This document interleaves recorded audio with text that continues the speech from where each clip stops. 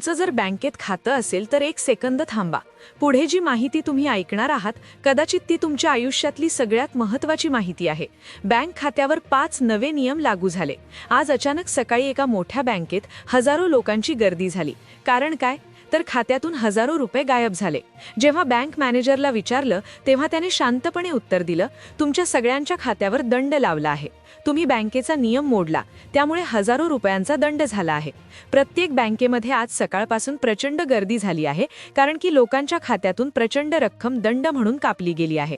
आता तुमचं जर बँकेत खातं असेल तर तुमचेही पैसे कापून घेतले जाणार, कारण की 99% लोकांनी बँक खात्याचा हा नियम पाळला नाहीये. मग कोणता तो नियम आहे ज्यामुळे हजारो लोकांचे लाखो रुपये कापले गेलेत? हे जाणून घेणं तुमच्यासाठी महत्त्वाचं आहे, कारण की केंद्र सरकारने आता सर्व बँकांसाठी एकसारखे नियम लागू केलेले आहेत.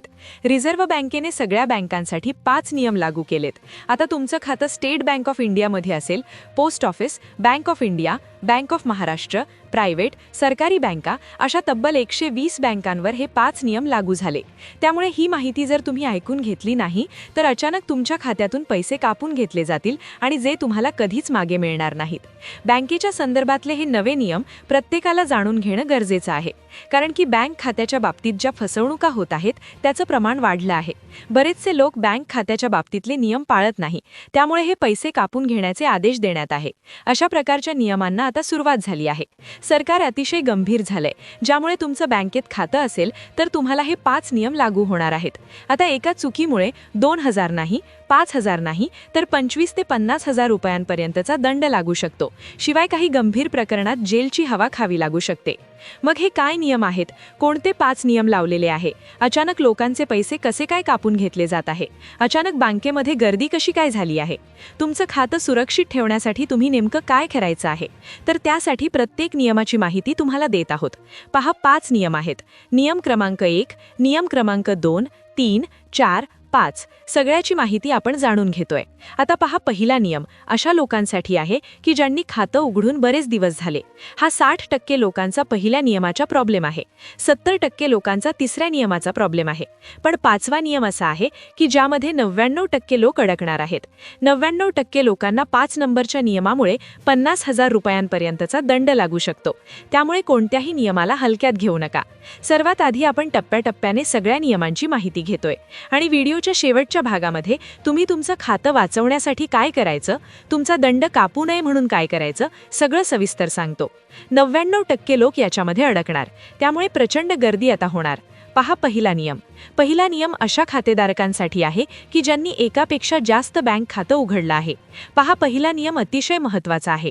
उदाहरणार्थ, तुमचं खातं स्टेट बँकेत आहे, सोबत तुम्ही पोस्ट ऑफिसमध्ये खातं उघडलंय, ते HDFC मध्ये उघडलंय, ICICI, बँक ऑफ महाराष्ट्र, विविध ठिकाणी 3-4 खाती उघडली आहेत.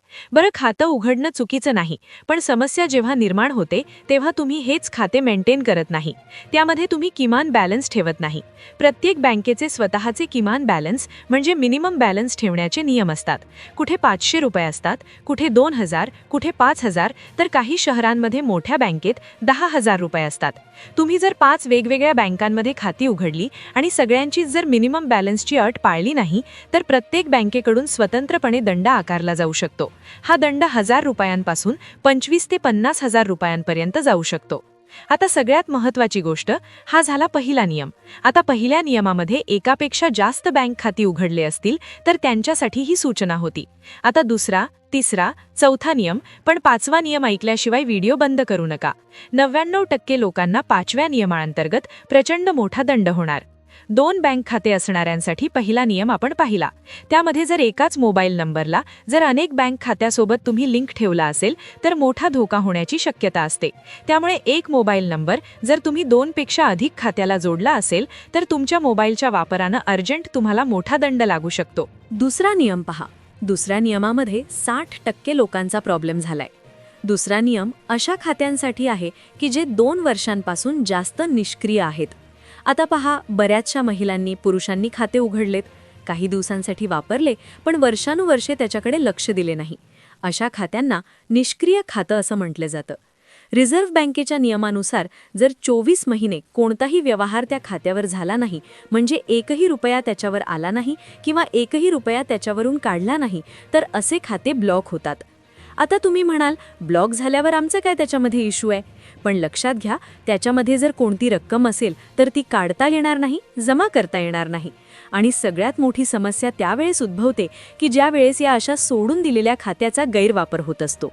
आता तुम्ही कदाचित म्हणाल, आमचं खातं बंद झालं, आम्ही तर ते तसंही वापरत नाही, आम्हाला त्याचा काय उपयोग?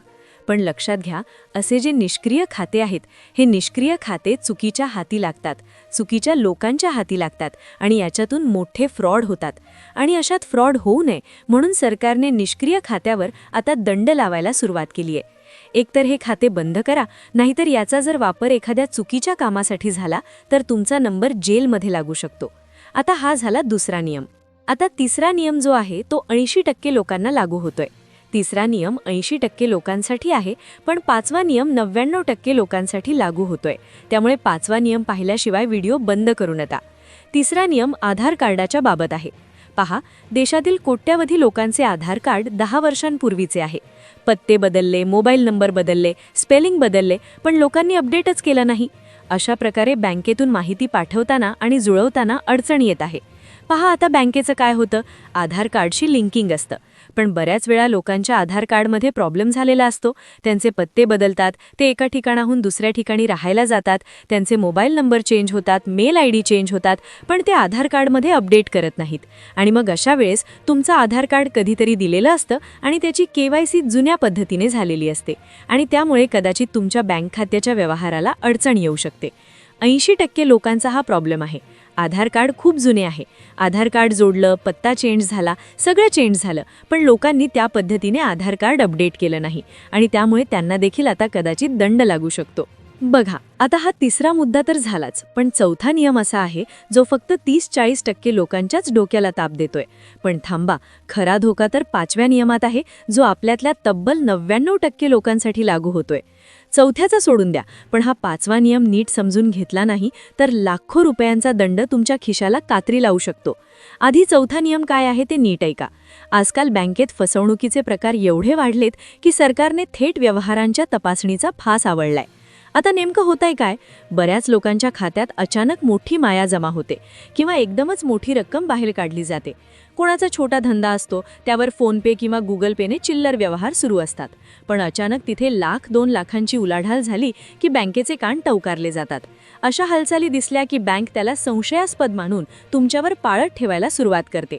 तुमचं हक्काचं खातं चक्क होल्ड होऊ शकतं किंवा कायमचाच ब्लॉक होऊन तुमची अडचण होऊ शकते. म्हणूनच पैसे काढताना किंवा भरताना ते टप्प्याटप्प्यानेच हाताळा. जर एका दमात 10 लाखांच्या वर व्यवहार झाला तर तुमचं खातं थेट रडारवर येईल आणि मोठा तांत्रिक घोळ होऊ शकतो. आता या पाचव्या नियमाकडे नीट लक्ष द्या, कारण इथेच 99% जनता फसतीये, तो म्हणजे मिनिमम बॅलन्सचा नियम. हल्ली फोनपे आणि गुगल पेच्या नादात आपण पटापट पैसे उडवतो, पण खात्यात किती उरलेत याकडे आपलं लक्षच नसतं. हळूहळू पैसे इतके संपतात की खात्यात साधे 100-200 रुपये सुद्धा उरत नाहीत आणि नेमकी हीच वेळ तुमच्या अंगाशी येऊ शकते, कारण बॅलन्स मर्यादेपेक्षा खाली गेला की बँक तुमच्यावर दंडाच्या जबरदस्त बडगा उगारते. तुमचं नुकसान टाळायचं असेल तर आत्ताच्या आत्ता मोबाईल काढून बॅलन्स चेक करा. तुमच्या खात्यात किमान 1,000 रुपये तरी शिल्लक असायलाच हवेत.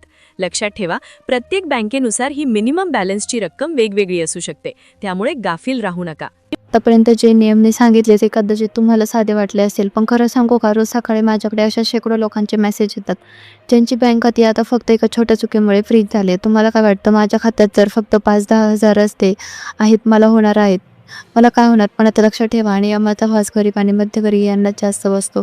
तुमच्या हक्काचे पैसे जे तुम्ही रसाचं पाणी करून कमावले ते एका चुकीच्या ट्रान्झॅक्शनमुळे किंवा मिनिमम बॅलन्स नसल्याने दंडात कापले जावे नक्कीच नाही. आता मी तुम्हाला एक स्टेप बाय स्टेप गाईड देतोय, जी तुम्हाला माहिती आत्ताच करायची आहे. पहिली पायरी, तुमच्या बँकेचे अधिकृत ॲप उघडा आणि बँकेत जाऊन विचारून घ्या तुमच्या खात्यासाठी minimum month end average balance किती आहे. आणि काही बँकांसाठी तो 1,000 रुपये आहे, तर काहींसाठी 5,000. ही माहिती आजच मिळवा. दुसरी पायरी, जर तुम्ही गुगल पे किंवा फोनपे वापरत असाल तर दर रविवारी एकदा आपलं स्टेटमेंट चेक करा. सवय लावा, विनाकारण कटलेले 5-10 रुपये सुद्धा वर्षभरात मोठी रक्कम ते होतात. तिसरी पायरी, जर तुम्हाला 10 लाखांच्या वर व्यवहार करायचा असेल तर तो एकाच दिवशी न करता तुकड्यात करा आणि आधी तुमच्या CAचा सल्ला घ्या, नाही तर इन्कम टॅक्सची नोटीस दारात यायला वेळ लागणार नाही. आता मला खाली कमेंट्समध्ये नक्की सांगा, तुमच्यासोबत असं कधी झालं आहे का की खात्यात पैसे असताना बँक बॅलन्स मायनसमध्ये गेला किंवा बँक बँकेने कसलाही मेसेज न देता तुमचे पैसे कापले. तुमची बँक कोणती आहे आणि तुम्हाला कोणता अनुभव खाली कमेंट्समध्ये नक्की लिहा. तुमच्या एका कमेंट्समुळे इतर हजारो लोकांची फसवणूक थांबू शकते. आणि हो, हा व्हिडिओ तुमच्या घरच्या ग्रुपवर आणि मित्रांना नक्की शेअर करा, कारण की माहिती नसेल तर नुकसान होतं. सतर्क राहा, सुरक्षित राहा. जय महाराष्ट्र.